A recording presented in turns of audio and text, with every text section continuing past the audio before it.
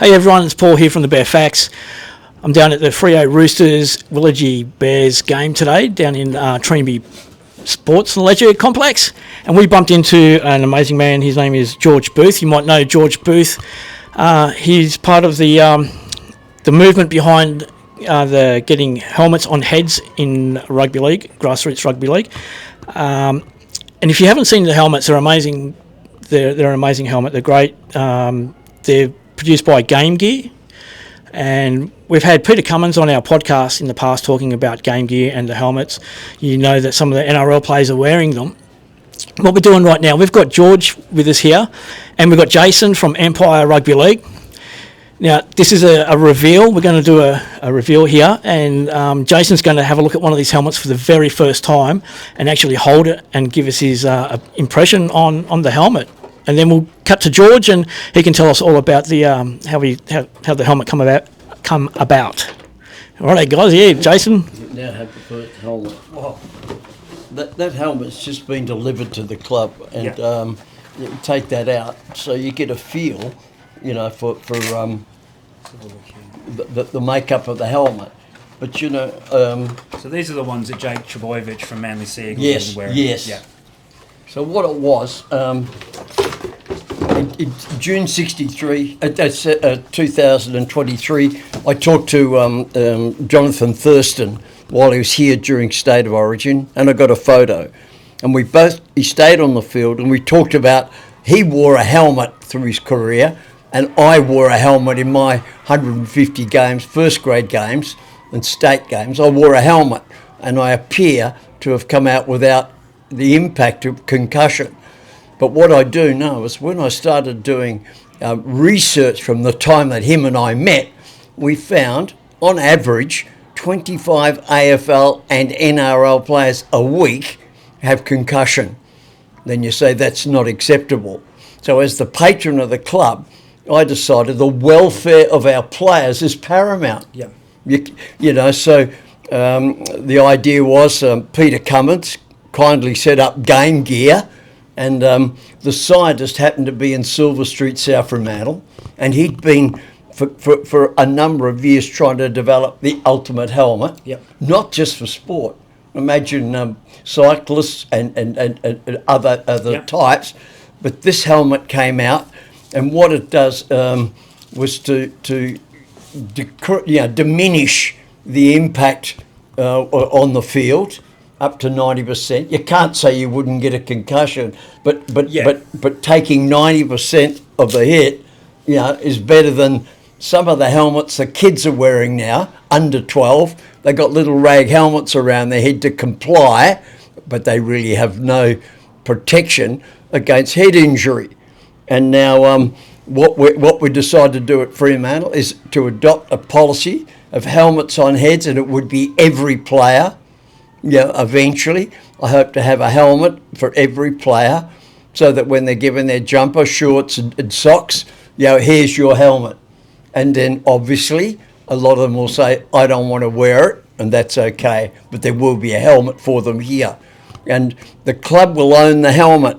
So when the fellow leaves, we'll have another medium-sized helmet. They'll remain the material for the club.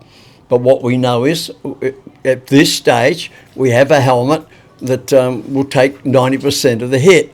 Then head injuries and concussion should diminish, and it should reassure the young under 12s that we have a helmet that we know will protect your child from head injury, and that's our goal. Yep. So we're moving that way now. I'm trying to get a mother, father, someone passionate to work with me as I buy the helmets, which of course it's quite a thing. Yeah. I don't want to take sponsorship away from the club. Two different sponsorships. One is for the club, but my helmets on heads, people out there in the crowd just give me money. Yeah. If you're doing it, I know you'll do it. And that's important that we follow through. There'll be helmets stored here. And you say, if you want a helmet, after what we've told you, there's one for you. Yeah, awesome. And that's the goal. Jason, what did you think of that when you had it on your head? Yeah, it's quite interesting. normally the helmets I've worn have covered my ears. I can't hear calls on the field, but this got opening for the ears. It's excuse me.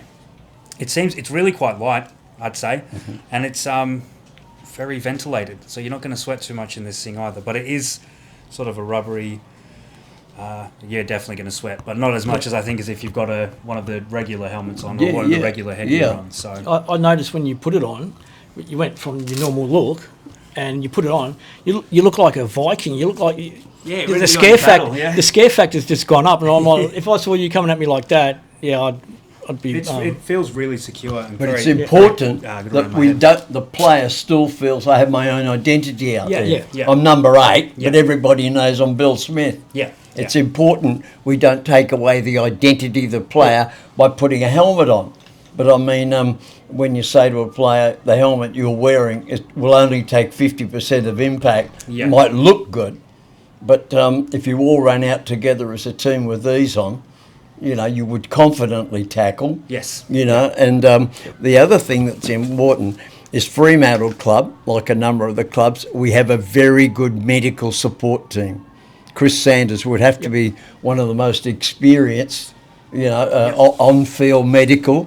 So along with having the helmet, you have to have the committee supporting you, and you have to have the medical support. Son, you are concussed. You are not going to play. You go to a doctor. You can't play till the doctor says it's okay to play. Yeah. So, the whole thing is helmets on head, and eventually, when I envisaged the whole game, I saw it in 3-4 years, the helmet would be blue for Fremantle, red for South Perth, green for Joondalup. So the identity on the field would be enhanced by that. Yeah. Then you say to the scientist, eventually put a chip in the helmet so that when you take a hit, he says that was only 30%. Yep. That was only 50%. Yep. So we're even able to say your hit was at this level. So I'm thankful that Peter Cummins has picked it up, Game Gear, and he's someone that's also a doer. Yep. So this helmet will be produced, and we'll be able to meet our goal is to get helmets on head to senior men, women, importantly, a women's helmet, yep. and under 12s, and that's the goal of the Fremantle Rugby League Club. Yep. Well, there you go. That's amazing. So, guys, if you get a chance, head over to, I think it's gamegear.com.au. I don't have the details with me. I'll put the link in the description. But, gamegear.com.au. I'm pretty sure that's what it is. Make sure you grab yourself a helmet if you're a player. If you're not, mums and dads out there, make sure you take a serious look at these helmets because they are, you're looking at a couple $100 for a helmet on your head, but it's going to save a lifetime of pain, grief, and what is it? Something like 25 concussions a week in professional combined AFL and NRL on the average. Yeah. Some weeks 20, some weeks 40. But it's in the paper on Monday. Yeah. Look at the paper Monday, and you'll see AFL injuries. Yeah. So and it's not made up; it's authoritative. Yeah. And one of the things is, junior grade footballers, they've got growing up, even into the 20s, people in their 20s, they still have soft brains and their bodies aren't fully matured and strong enough. So every bit of support we can give them, make sure you do. It's helmets on heads down here at the Freo Roosters. Get your clubs involved. Doesn't matter if you're in Western Australia, South Australia, wherever. Just get behind the helmets on heads. Hashtag it in your comments if you've got a helmet.